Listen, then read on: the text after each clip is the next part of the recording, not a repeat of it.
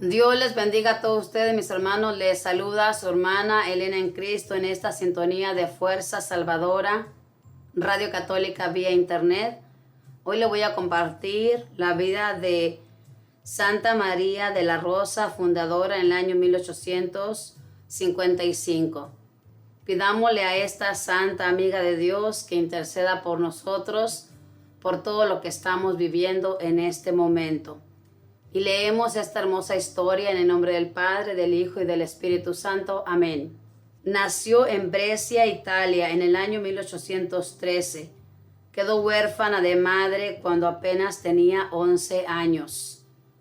Cuando ella tenía 17 años, su padre le presentó un joven diciéndole que había decidido que él fuera su esposo. La muchacha se asustó y corrió donde el párroco, que era un santo varón de Dios, a comunicarle que se había propuesto permanecer siempre soltera y dedicarse totalmente a obras de caridad. Y el sacerdote fue donde el papá de la joven y le contó la determinación de su hija. El señor de la Rosa aceptó casi inmediatamente la decisión de María y la apoyó más tarde en la realización de sus obras de caridad, aunque muchas veces le parecían exageradas o demasiado atrevidas. El padre de María tenía unas fábricas de tejidos y la joven organizó a las obreras que allí trabajaban y con ellas fundó una asociación destinada a ayudarse unas a otras y a ejercitarse en obras de piedad y de caridad. En la finca de sus padres fundó también con las campesinas de los alrededores una asociación religiosa que las enfervorizó muchísimo. En su parroquia organizó retiros y misiones especiales para las mujeres y el cambio y la transformación entre ellas fue tan admirable que el párroco le parecía que esas mujeres se habían transformado en otras, y así de cambiadas estaban en lo espiritual. En el año 1836 llegó la peste de la cólera a Brescia, y María, con permiso de su padre, que se lo concedió con gran temor, se fue a los hospitales a atender a los militares de contagiados. Luego se asoció con una viuda que tenía mucha experiencia en esas labores de enfermería, y entre las dos dieron tales muestras de heroísmo en atender a los apestados que la gente de la ciudad se quedó admirada. Después de la peste, como habían quedado tantas niñas huérfanas, el municipio formó unos talleres artesanales y los confió a la dirección de María de la Rosa, que apenas tenía 24 años, pero ya era estimada en toda la ciudad. Ella desempeñó ese cargo con gran eficacia durante 2 años, pero luego, viendo que en las obras oficiales se tropieza con muchas trabas que quitan la libertad de acción, dispuso organizar su propia obra y abrió por su cuenta un internado para las niñas huérfanas o muy pobres. Poco después abrió también un instituto para niñas sordomudas. Todo esto es admirable en una joven que todavía no cumplía los 30 años y que era de salud sumamente débil, pero la gracia de Dios concede inmensa fortaleza. La gente se admiraba al ver en esta joven apóstol unas cualidades excepcionales. Así, por ejemplo, un día en que unos caballos se desbocaron y amenazaban con enviar a los pasajeros de una carroza, ella se lanzó hacia el puesto del conductor y logró dominarlos, los enloquecidos caballos, y detenerlos. En ciertos casos muy difíciles se escuchaban de sus labios unas respuestas tan llenas de inteligencia que proporcionaban la solución a los problemas que parecían imposibles de arreglar.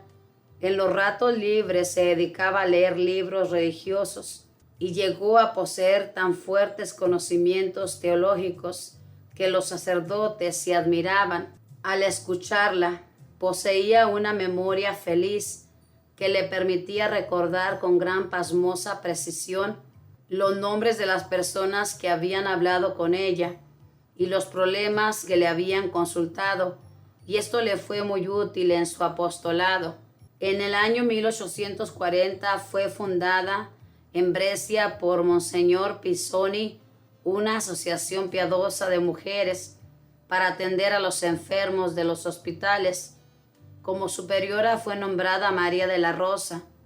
Las socias se llamaban Doncellas de la Caridad. Al principio solo eran 4 jóvenes, pero a los 3 meses ya eran 32. Muchas personas admiraban la obra que las Doncellas de la Caridad hacían en los hospitales, atendiendo a los más abandonados y repugnantes enfermos, pero otros se dedicaron a criticarlas y a tratar de echarles de ahí para que no lograran llevar el mensaje de la religión a los morimundos. La santa comentaba esto: espero que no sea esta la última contradicción. Francamente, me habría dado pena que no hubiéramos sido perseguidas. Fueron luego llamadas a ayudar en el hospital militar, pero los médicos y algunos militares empezaron a pedir que las echaran de allí, porque con estas religiosas no podían tener los atrevimientos que tenían con las otras enfermeras. Pero las gentes pedían que se quedaran, porque su caridad era admirable con todos los enfermos. Un día unos soldados atrevidos quisieron entrar al sitio donde estaban las religiosas, y las enfermeras, a irrespetarlas, Santa María de la Rosa tomó un crucifijo en sus manos y, acompañada por 6 religiosas que llevaban cirios encendidos, se les enfrentó prohibiéndoles en el nombre de Dios penetrar en aquellas habitaciones. Los 12 soldados vacilaron un momento, se detuvieron y se alejaron rápidamente. El crucifijo fue guardado después con gran respeto, como una reliquia, y muchos enfermos lo besaban con gran devoción. En la comunidad se cambió su nombre de María de la Rosa por el de María del Crucificado, y a sus religiosas les insistía frecuentemente en que no se dejaran llevar por el activismo, que consiste en dedicarse todo el día a trabajar y atender a las gentes, sin consagrarle el tiempo suficiente a la oración, al silencio y a la meditación. Y en el año 1850 se fue a Roma y obtuvo que el sumo pontífice Pío IX aprobara su consagración. La gente se admiraba de que hubiera logrado en tan poco tiempo lo que otras comunidades no conseguían sino en bastantes años, pero ella era sumamente ágil en buscar soluciones. Solía decir: no puedo ir a acostarme con la conciencia tranquila los días en que he perdido la oportunidad, por pequeña que ésta sea, de impedir algún mal o de hacer el bien. Esta era su especialidad día y noche. Estaba pronta a acudir en auxilio de los enfermos y asistir a algún pecador moribundo, a intervenir para poner la paz entre los que peleaban, a consolar a quienes sufrían alguna pena. Por eso Monseñor Pisoni exclamaba: la vida de esta mujer es un milagro que asombra a todos. Con una salud tan débil, hace labores como de 3 personas robustas. Aunque apenas tenía 42 años, sus fuerzas ya estaban totalmente agotadas de tanto trabajar por los pobres y enfermos. El Viernes Santo del año 1855 recobró su salud como por milagro y pudo trabajar varios meses más. Pero al final del año sufrió un ataque y el 15 de diciembre de ese año de 1855 pasó a la eternidad a recibir el premio de sus buenas obras. Si Cristo prometió que quien obsequie, aunque sea un vaso de agua, a un discípulo suyo, no quedará sin recompensa, qué tan grande será el premio que habrá recibido quien dedicó su vida entera a ayudar a los discípulos más pobres de Jesús. Señor, concédenos también a nosotros el ser capaces de gastarnos y desgastarnos por servir a tus hijos más pobres de la tierra. Con gusto me gastaré y me desgastaré para que Cristo sea más amado y más conocido.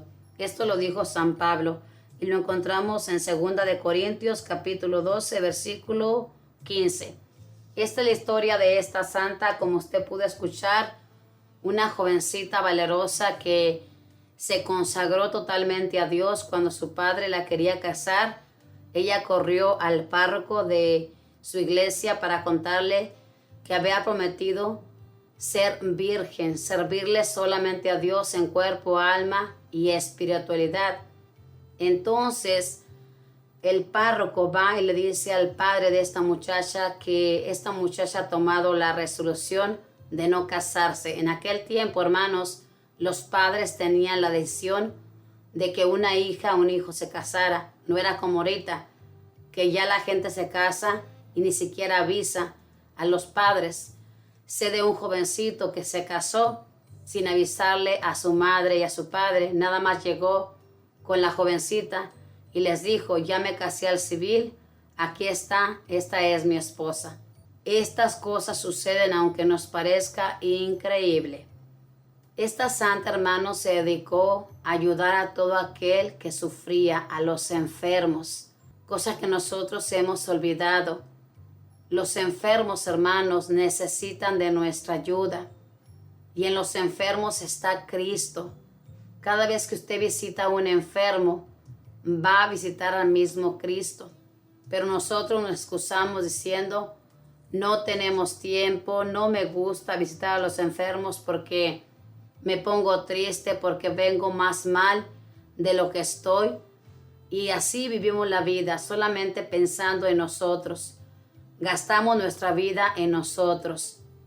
Fíjese bien, esta santa a los 42 años murió, pero dice su historia que había gastado su vida, ya estaba toda gastada, y no la gastó en trabajar para hacer dinero, como muchos de ustedes, hermanos, que trabajan con esa ambición, 2 trabajos para tener dinero, y gastan su vida en esto. Ella la gastó por servir a nuestro Dios.